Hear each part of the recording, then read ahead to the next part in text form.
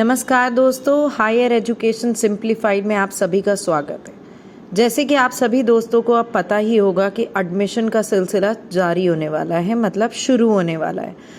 Admission for the session 2023 और 24 के लगभग सारी प्रक्रिया शुरू हो चुकी है। आई मीन सारे प्रोसेसेस शुरू हो चुके हैं। Almost application forms for all the test और द एप्लीकेबल कोर्सेज और उनकी लिस्ट सब कुछ बाहर आ चुकी है और हर यूनिवर्सिटी अपनी उस इंफॉर्मेशन को अपनी वेबसाइट पे नोटिफाई भी कर चुकी है। तो अगर आप कहीं भी चूक गए हो इस इंफॉर्मेशन को पाने के लिए तो घबराइए नहीं, हम हैं ना दोस्तों। हायर एजुकेशन सिंप्लीफाइड आपको हर तरफ से मेहनत करने में कोई भी कमी नहीं छोड़ता है और आज ही मैं उससे रिलेटेबल खबर आप लोगों के लिए लेके आई हूँ। तो खबर ये है दोस्तों, अरे उससे पहले लाइक कर दीजिए ज़रा वीडियो को, चैनल को सब्सक्राइब कर दीजिए अगर अभी तक नहीं करा है और मेरे टेलीग्राम ग्रुप को ज्वाइन भी ज़रूर करिए। वीडियो अच्छी लगे, इन्फॉर्मेटिव लगे तो ज़्यादा से ज़्यादा शेयर भी करनी है दोस्तों। तो खबर हमारी इस फिलहाल एडमिशन नोटिस 2023 टू 24 से रिलेटेड है। जो कमिंग एडमिशन्स है ना दोस्तों, जो बच्चे अब 12th पास करके यूजी कोर्सेज ज्वाइन करने वाले हैं या फिर जो हमारे पीजी कोर्सेज में बच्चे आने वाले हैं, आप स्क्रीन पर देख सकते हैं कि जीजीएस आईपीयू ने एक नोटिस जारी करा है। मैं आपको अपनी स्क्रीन पर दिखा रही हूँ कि उनके लिए मैंडेटरी ऑनलाइन रजिस्ट्रेशन, कौन से कोर्स के लिए कौन से लेवल का टेस्ट ज़रूरी है, किस टेस्ट को एप्लीकेबल कौन से कोर्स में एडमिशन लेने के लिए ज़रूरी है और कौन सा टेस्ट का फॉर्म उन्हें फिल करना है, वो आप स्क्रीन पर देख सकते हैं। तो दोस्तों इतना ज़्यादा आपको जो स्क्रीन पे रेड वाइट ये नोटिफिकेशन दिख रहा है, अगर आपको लग रहा है कि ये समझ नहीं आ रहा है तो मैं आपको समझा भी देती हूँ। 3 तरह के टेस्ट नोटिफाइड हैं। एक है हमारे नेशनल लेवल टेस्ट। जो नेशनल लेवल टेस्ट होता है वो डिफरेंट एजेंसीज कराती हैं, नेशनली लेवल पे कराती हैं। जैसे फॉर एग्जांपल अगर आप एमसीए में एडमिशन लेना चाहते हैं तो निमसेट टेस्ट आपको एप्लीकेबल है कि आपको निमसेट का टेस्ट देना बहुत ज़रूरी है। ऐसे ही एक होता है जीजीएस आईपी यूनिवर्सिटी का सीईटी, कॉमन एंट्रेंस टेस्ट। अब उसके कौन कौन से प्रोग्राम्स हैं जो सीईटी के अंदर एप्लीकेबल हैं वो सारे लिस्ट में आप देख सकते हो।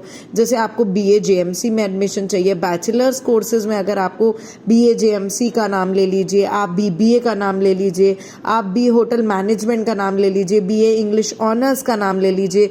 तो आपको अगर जीजीएस आईपीयू में कोई भी कॉलेज में एडमिशन चाहिए तो इसके लिए आपको कॉमन एंट्रेंस टेस्ट के लिए ज़रूर बैठना है और इसका फॉर्म भी फिल करना है। उसकी भी डेट शीट आप देख सकते हैं। उसकी लास्ट फॉर्म फिलिंग डेट 30 अप्रैल है, वो भी यूनिवर्सिटी पे नोटिफाइड है और मैंने अपनी पुरानी वीडियो में भी आपको उसको नोटिफाई करा था।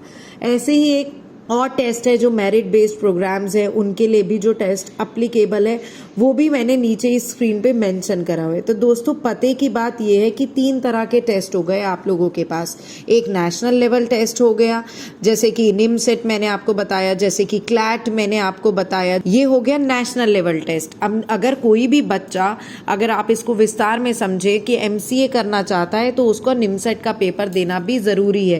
पहली प्रेफरेंस जो होती है वो किसी भी कॉलेज में निमसेट के रैंक के बेसिस पे ही दी जाती है।